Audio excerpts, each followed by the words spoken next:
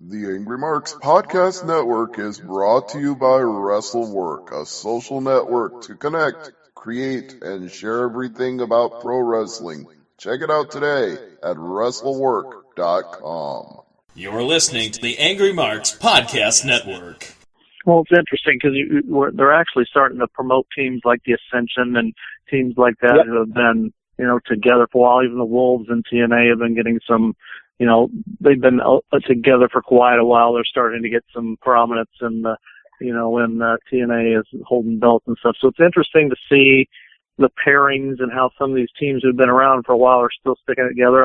Like Daniels and Kazarian are in ROH, and they've been together for a few years now. So it's interesting to see. It seems like it has gotten better, but I'm with you. It's nowhere even close to what we saw in the, in tag team wrestling in the 80s, where, in my opinion, the very best tag teams of all time were in the 80s. Oh, of all time, and sadly, we'll never see that again in our lifetime.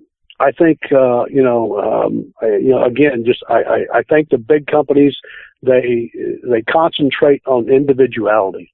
They think that it's easier for one guy or one girl to be the breakout star as opposed to two. And I never agreed with that, the whole time. For 10 years, OVW trained, the top talent that's still headlining WWE cards now.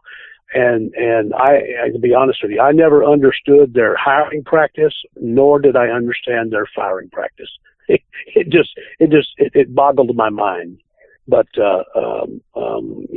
we had a job to do, and that was to develop talent that they did send to us. And that's exactly what we did. And we did a hell of a job for 10 years.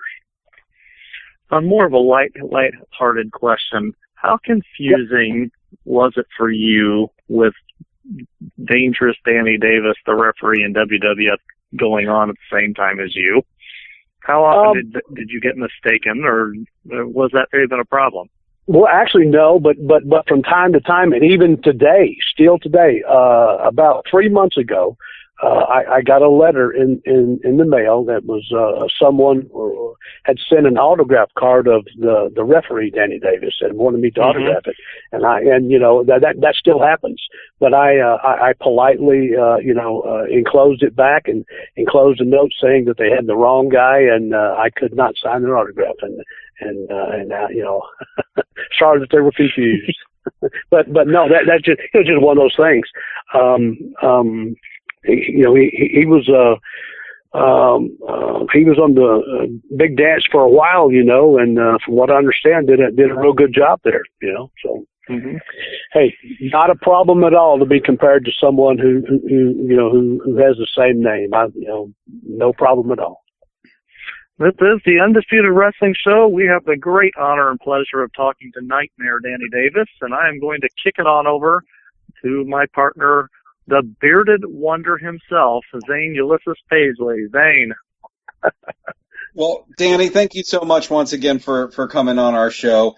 No, thank you for having me. I appreciate it. Well, and one of the cool things that I think about this fundraiser to get HD equipment is that one of the reasons that you're doing this crowdsourcing is so that way you don't have to charge your local fans more money.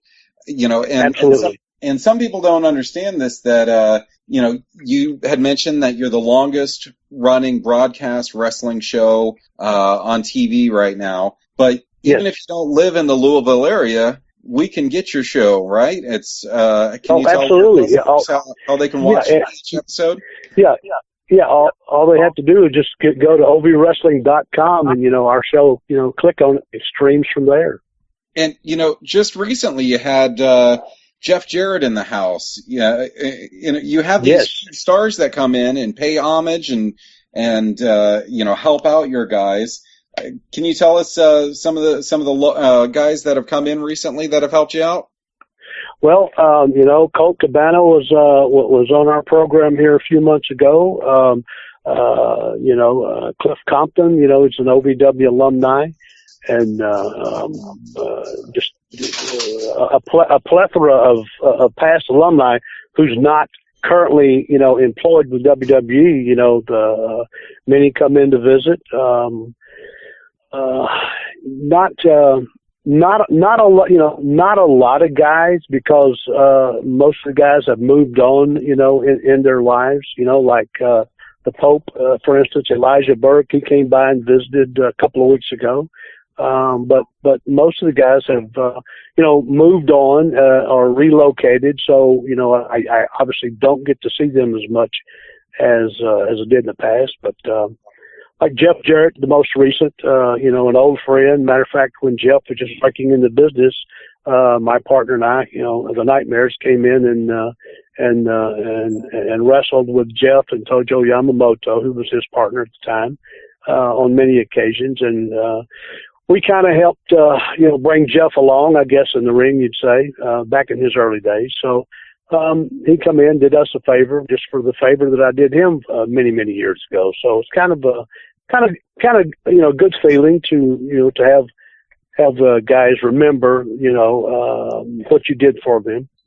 Well, and you mentioned different people that have come through there. I'm just going to list off some of the names that we see on TV every week. Of course, the biggest star in the world right now, John Cena, Randy Orton, Dave Bautista, Brock Lesnar, the champion, Lashley, Rockstar Spud, Mr. Anderson over in TNA, and how can we forget Dolph Ziggler and Cody Rhodes. All those guys spent some time down in OVW. That must be pretty awesome, knowing that you've helped build the future of professional wrestling.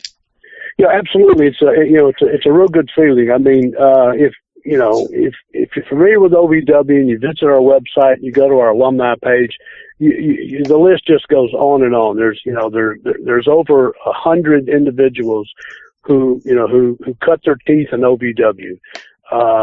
Actually, roughly, 50 to 60 of those were individuals who came to OVW on their own dime and who actually got jobs.